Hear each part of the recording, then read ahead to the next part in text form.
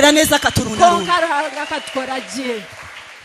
kubera amasaha abwe shaha bakomeje kumvuga bagubiza muri bagamba bakamvuga amazina bagamba amazina bakavuga akazi nkora bagamba mu rugo nawe iburi umunyamuka niwo ryo moyo kera bamaze kumenya impano ngwa munyina nuko ira wamanya nyowe ekiconce kindumu n'umudamu umuvuga butumwa ndio mukazo muhereza ngira urukundo cyane nyine rukundo munonga kandi acyagira ubuntu bwo guca bugufi kandi kine mbabaze zo guca bugufi. Hallelujah Amen. Hallelujah Amen. Abantu basigaye biyita amazina badakoresha abantu batsigire nibeyeta amazina batakoze agashaka ngo babubahe kandi bidakwiye benda bahereze kitiye n'isabata ariko nuca bugufi konka kora twe ugakora inshingano z'ubumana okakora Imana izakuzamura ruhanga naza kutungura.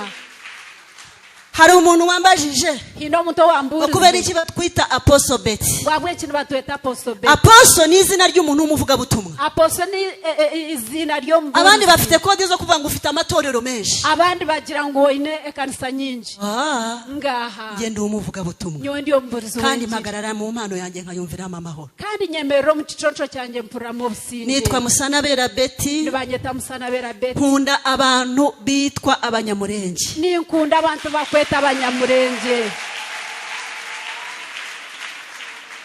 Kera nyiri umukobwa iranci ryo mwishiki hari umuntu waje kudusura mu rugo hino muntu wizire kutaya iro ambonye muri famille kuyande biro mu famille atanga ngo kano kana karasa n'akanyamurenge yagira kana kashaka nyamurenge yari 96 bikabiri 9 na mukaga urumva ni kera no huranira noneho nkura mu mutima wanjye nkunda abanyamurenge uro mutima gwanjye ni nkunda abanyamurenge ariko ndashima Imana ko nisanze mu banyamurenge ko kandi nsima ranga kesha ngo mbanyamurenge nkoranye n'abanyamurenge imyaka 10 nkorine n'abanyamurenge emyaka 10 baje bansanga nyiri umukobwa bakijana bashanga kiriyo mwishi ntangira kubasobanurira no kubabwira bakajya babwiriza mu binyarwanda byabo nkabasobanurira mu kiganda ntandika kubashobora bamugambiro mu Nyarwanda rwabo mbagambiro mu Rwanda ndimuka mva mu matorero y'abagande kubera ko agira nyine bya bindi ninjira mu banyamurenge kuko bakunda Imana narwo mukanisa z'abaganda abo babine biriya nazo mbanyamurenge abakundira ibintu bibiri nimba kundire ibintu icyambere niba tumuco wabo niyo bajya hehe echo kubanza tubakunago mutwe gwabo icyakabiri bakunda Imana yabo kandi bakayihimbaza icyakabiri bakunda rihanga wabo kandi bamuhimbisaje abanyamurenge bajya bavuga ngo Imana ni yacu abanyamurenge ntibacya kugira ngo ruhanga no witu kandi Imana yacu ni Imana yacu ruhanga witu. Hallelujah. Amen. Amen. Yesu yaravuze ngo nkunda bankunda n'abashakana umwete bazambona. Yesu akagira ngo nikunda bakungunda bakondonda no mwete bakangwa n'intambara zihari otakankangwa n'entare ziruhu bizashira bizakwa kankubwire kangambire.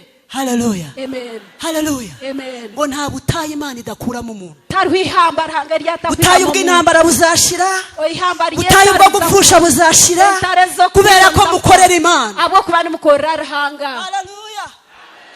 Sema amen.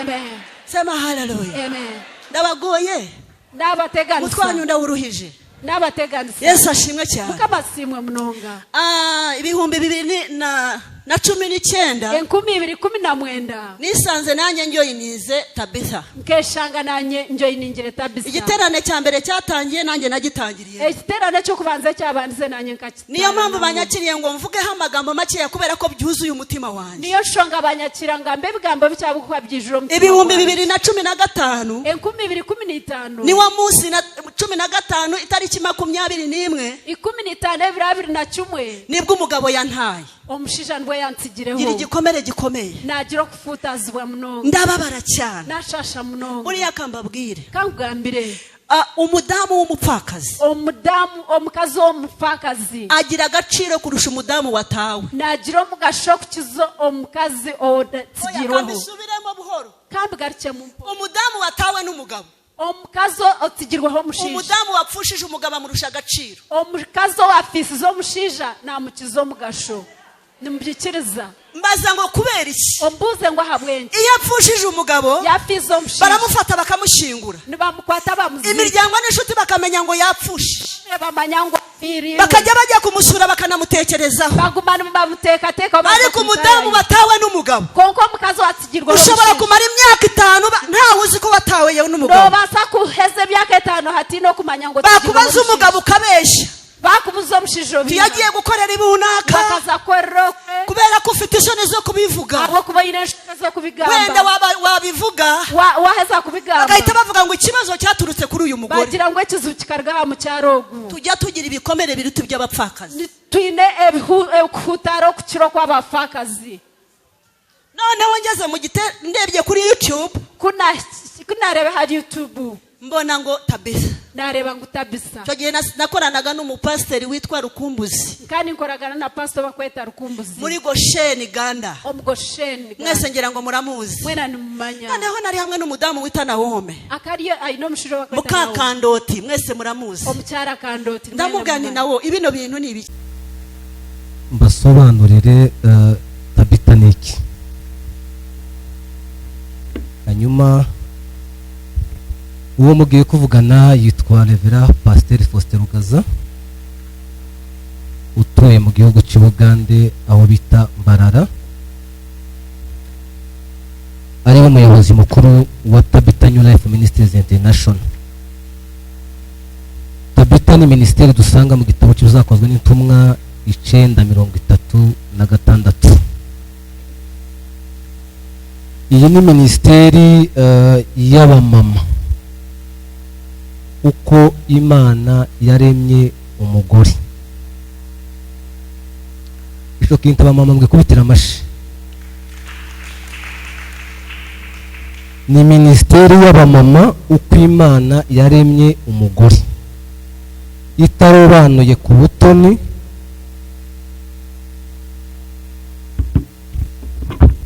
itarobanuye ku butoni itarobanuye ku bwoko itarobanuye ku rurimi. Ni ministeri y'umugore uko Imana yamuremye. Nakontekeza ngo kongera amashaba mama. Iyi ministeri ni ministeri ifite misiyo yo gufasha imfubyi n'abapfakazi. Mu ijambo ry'Imana no mu bikorwa iranabikora, murabikurikirana umunsi ku wundi. Icya kabiri ni ministeri ihagaze kubaka impano y'umugore ku isi.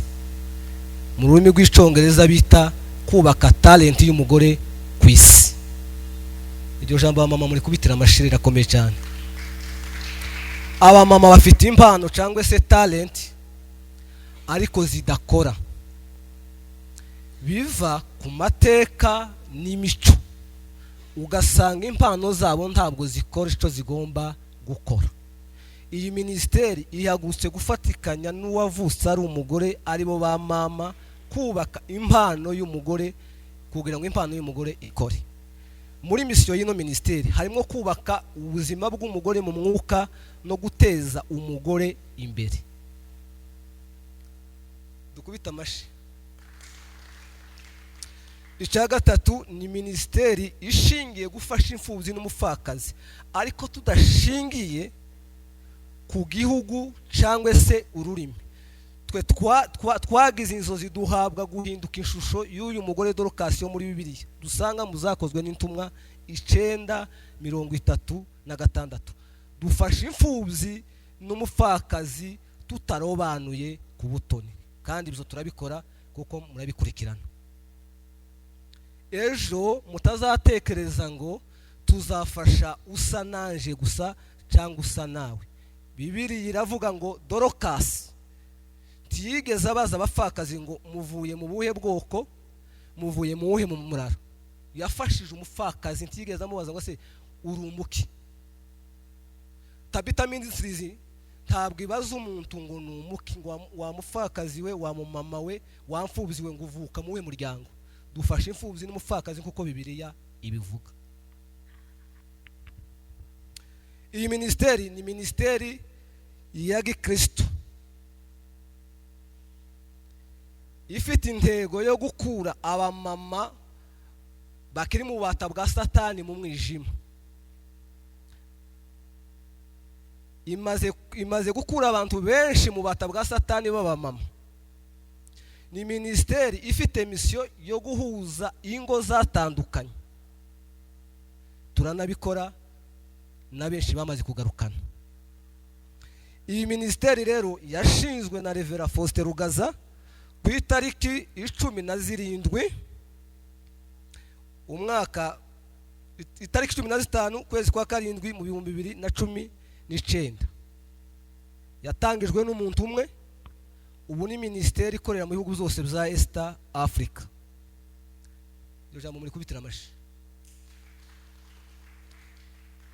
Mu bihugu byose bya East Africa ibifitemwo ba coordinator baba mama babasha gutegura bino biterane, tukigisha ingo, tukigisha imiryango, tukigisha agaciro k'umugore.